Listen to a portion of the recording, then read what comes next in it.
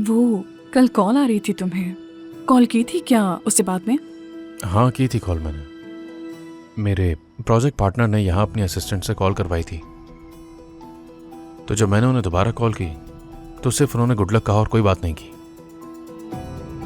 मेरा मतलब कोई नाम भी तो होगा ना, या फिर हमेशा उसे न्यू प्रोजेक्ट के नाम से ही पुकारते रहोगे? कोई तो नाम होगा ना, उसका नाम तो बताया होगा उसने। हाँ बिल्कुल, उसका नाम उफुक है। उफुक के आगे? वो तो मैं नहीं जानता क्योंकि इतनी तफसील से मेरी उससे बात नहीं हो सकी। वैसे बहुत देर हो गई है। आयशा कहाँ रह गई है? उसको पहले दिन सारा के पास जाना जरूरी था।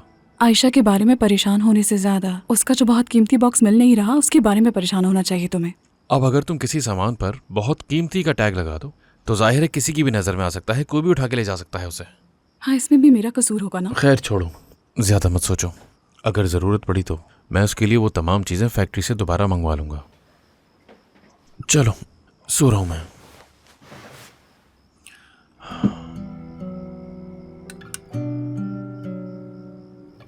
Geçmiştik önceden biz bu yerden.